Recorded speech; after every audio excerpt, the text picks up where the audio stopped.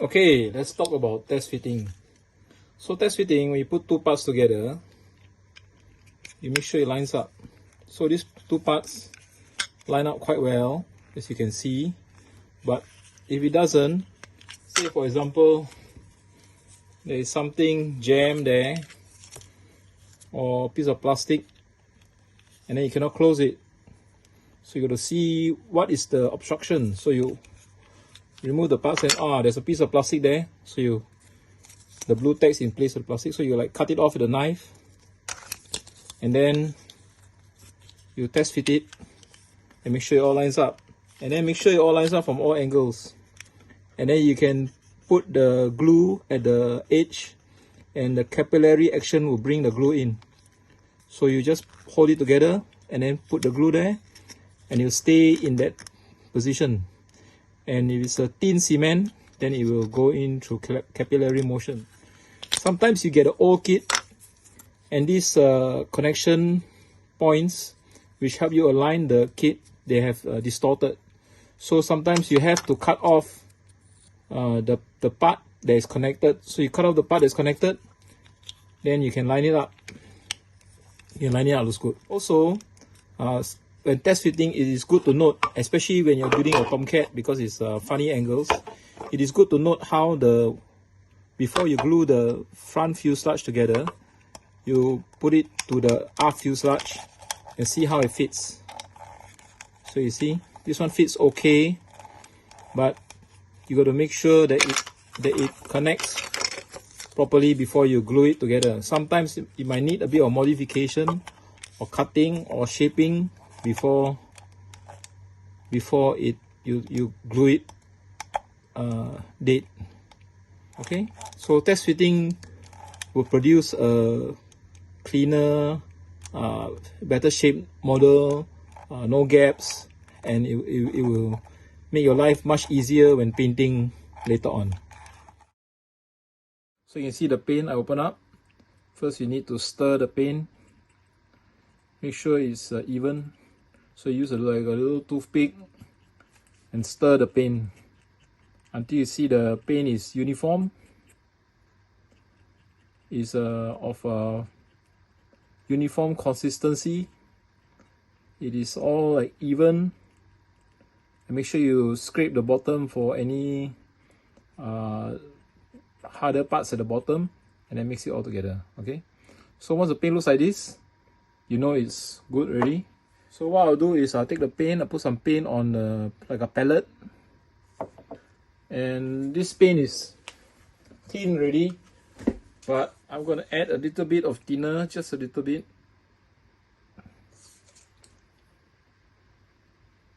Add a few drops. Okay, the consistency is about right.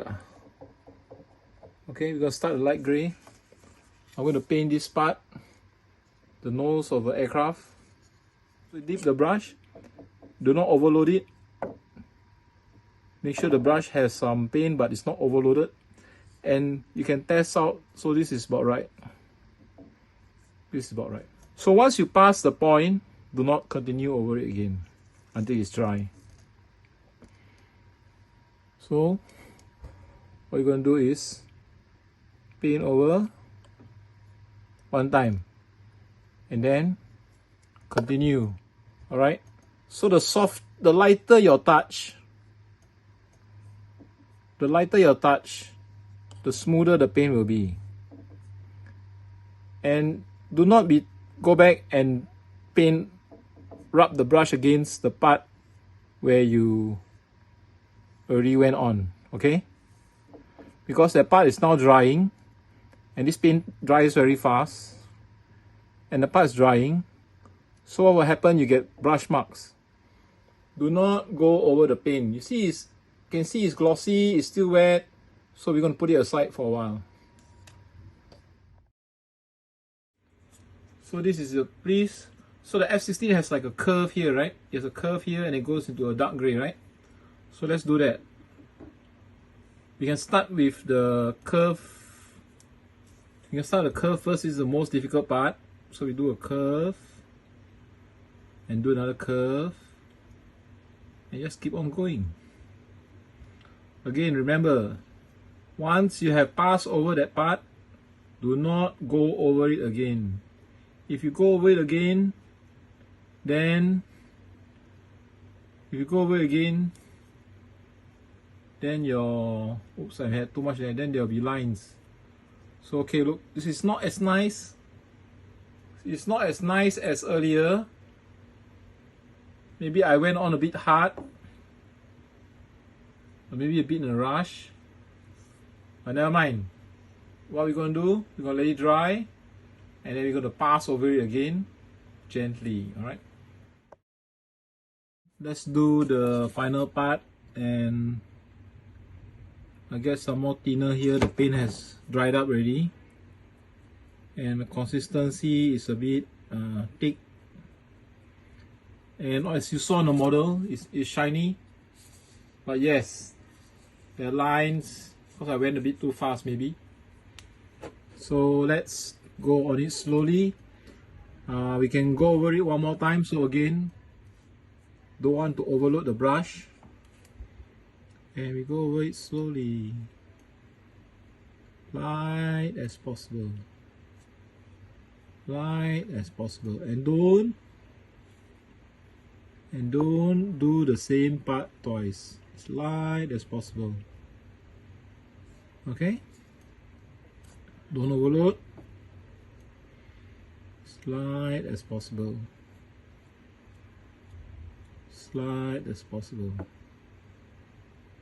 okay, slowly.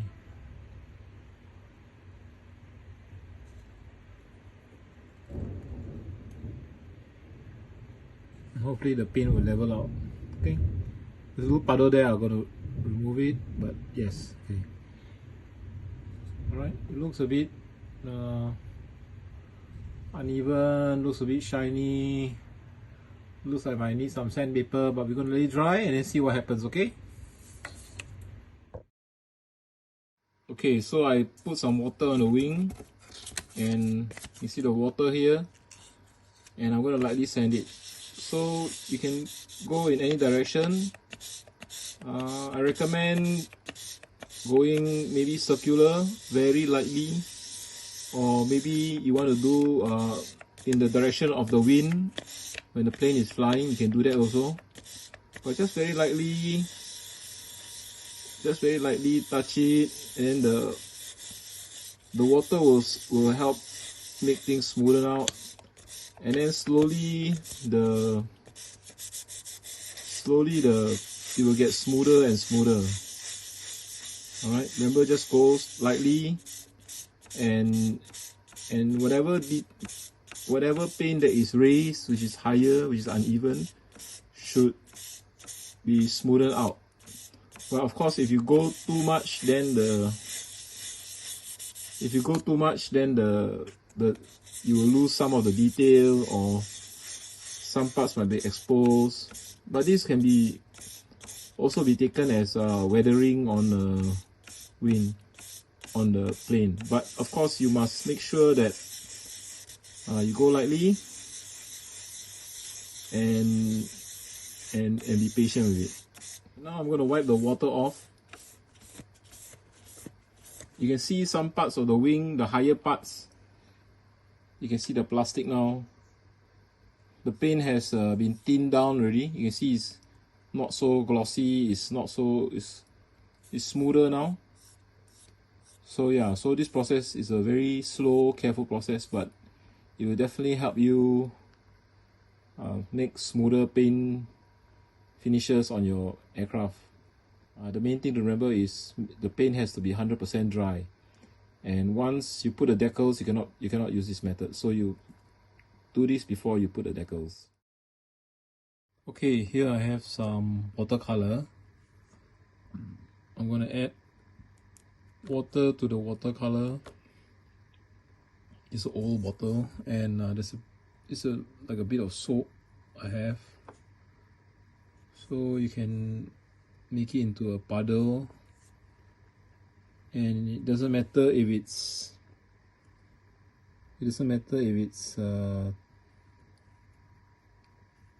thick or thin. So you can see the soap has broken the surface tension, and the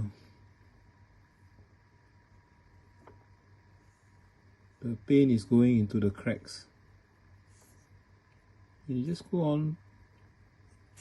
The more detailed the plane, there'll be more places for the rivets and such.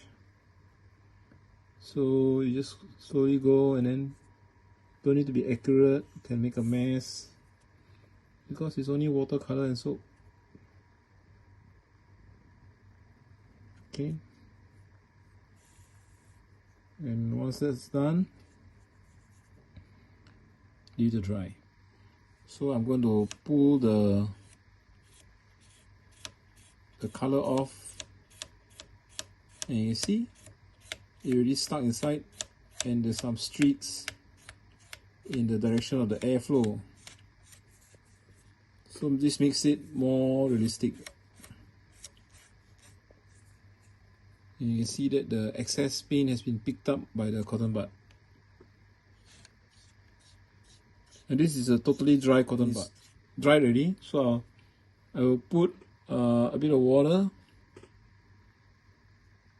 Cotton bud is damp now, and I try to get some streaks. You see, it doesn't take up the paint from the inside the cracks, and then I got a little bit of streaking going on. And this is totally your preference. How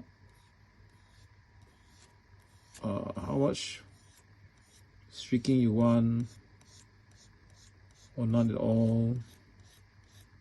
You can put more of the oil filler caps.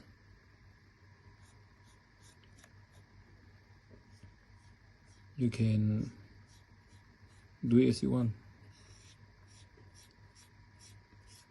And now we have lines on the plane.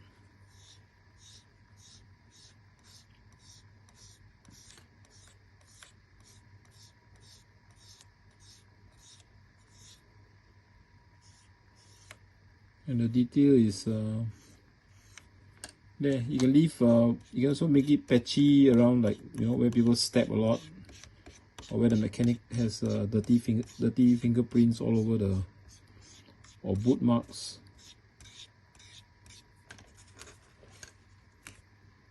So I hope you can see the difference, and how far you take it is up to you. So what I'm going to do is I'm going to paint the canopy. So the paint is thin in the normal way, and with a thin brush I'm going to paint along the frame. I'm not too worried about getting it right. I just want to get the frame, and also if it doesn't cover well, then I will go over it again. So we are following the rule, do not go over a part that you have painted. So I'm going to just go over the canopy,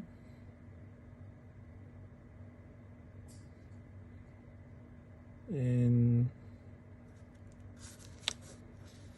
just keep on. I think I'll do just the front bit to keep it simple.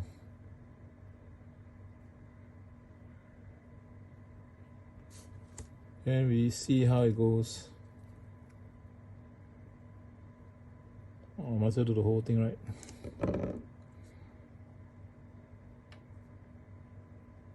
So make sure you use Mr. Leveling Thinner for this. That's what I'm using. Okay, now I'm going to cover it up. I'm going to put on the second coat.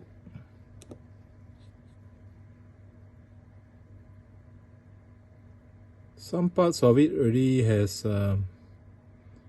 pretty decent coverage, but just for the purpose of this exercise, I'm going to make sure that we have a even coat. Okay, again, it doesn't matter that we don't follow the lines. We just want to get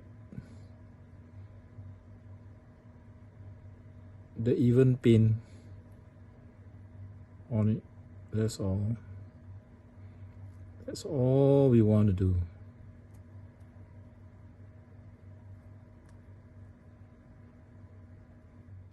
Okay, now I'm going to take a toothpick and I'm going to chop it so it gives a sharp edge.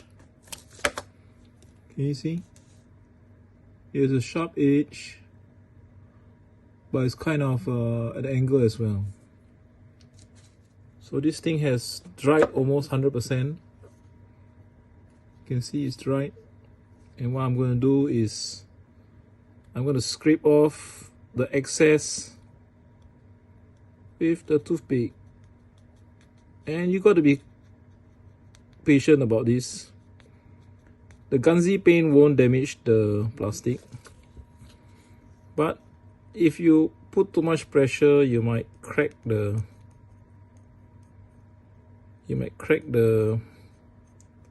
plastic, and that's no good. Also, if you take too much off, you can always reapply it carefully.